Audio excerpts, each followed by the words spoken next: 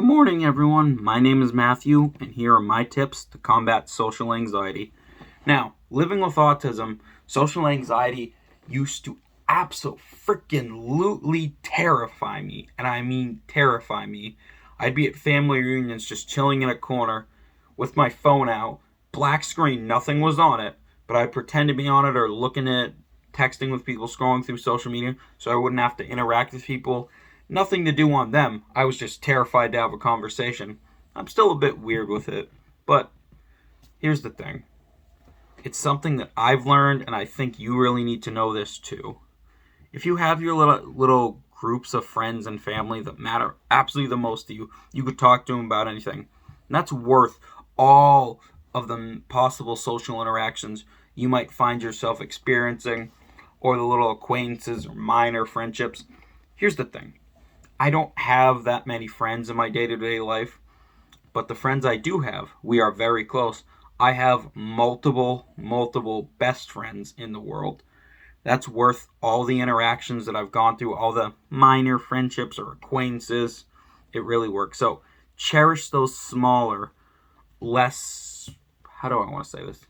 Less populated friendships and relationships that you might have on your life, because those people are freaking amazing. Trust me. Tip number 2 is to just be yourself when interacting with people. Back in middle school and high school, I tried to ignore the fact that I was autistic. I tried to be relatively like other people. Here's a couple of examples. I like to fidget with my hands. It helps me think, and it makes me relax. I love my Rubik's Cube. I would try to not do that. I would try to hold still, and with the autism and ADHD, I'm not sitting still. I don't sit still. I would do that. I'd wear shoes and pants that make me uncomfortable just because I wanted to look like everyone else and not set myself apart or have the slightest bit where people can judge me. I was miserable doing that, and I tried to pretend to be interested in the things most people were interested in. And here's the thing when you do that.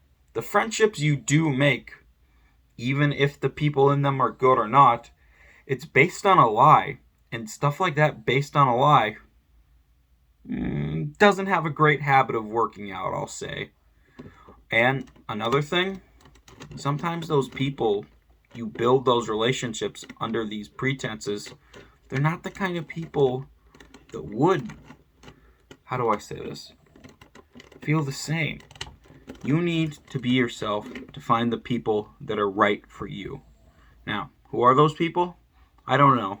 And I know it can be terrifying to try to reach them, but you have to have a little bit of confidence.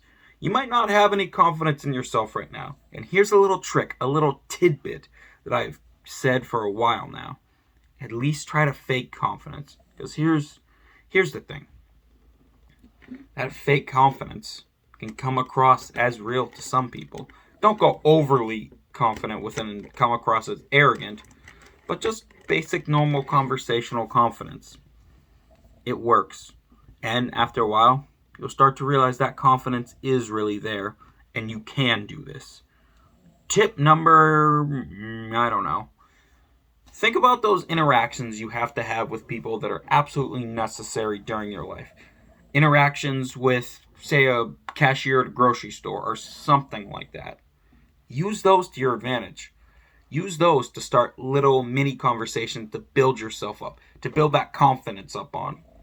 Because here's the thing. Most of them aren't going to remember you in like an hour. They just want to get through their shift. So, use that interaction time to basically train yourself a little bit. Train yourself. Now, tip number, I don't know. If you find yourself panicking before you have to interact with people, it's okay to take a breather.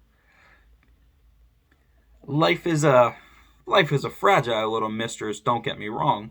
But for the most part, we have tomorrow. We have the next day. If things don't go our way today, we can try again tomorrow. Yeah, you might lose. Whether that be conversation-wise or just your anxiety getting the better of you. But, as Dr. Strange said, I can lose again and again and again and again. end quote there because I probably butchered that. But the point is, no matter how many times you lose, you can always get back up and try again. And with those losses, by the way, another tip I'll add in here, you can take something from that to learn for and try again with next, thereby building yourself up back with. Now, our final tip is to acknowledge the progress that you've made, not the work that you have ahead of yourself. Now, I don't know you, I don't know your life story, but I know that you might see your path towards being a better talker or socialite, whatever the terminologies are. Like you have so much more to do without looking back at the work that you have made, the things that you have accomplished. I'll use myself as an example. I would struggle thinking about my social thing, about not having a girlfriend for quite a while. It still bothers me a little bit, but not even close to as much as it did.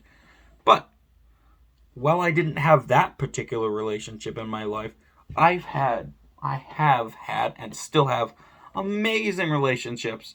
Like I said, multiple best friends, friends that I would consider my brothers, friends that I made a friend group with, and that's something to be proud of too. And if I can do it, you can too. If I can make good friends, you can too.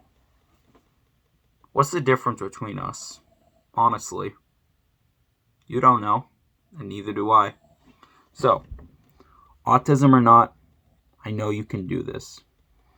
It's a little scary, yeah. Oh, one more thing. If you do find yourself taking those little breathers, try focusing on your breath or counting backwards from, 38 and a half. Little halves, by the way, when I do these, the counting backwards thing, the halves help. But that's just my opinion. It might be different from you. Anyway, I know it's scary, but I know you can do this. I believe in you. Deep down in your heart, you believe in you too. Because we both know you're worth it. Have a wonderful day, everyone. Happy birthday, Green Autism. We are officially 1 year old. I cannot believe it. Can you believe it? Anyway, my name is Matthew Gonzalez, and remember, there's always a reason to smile.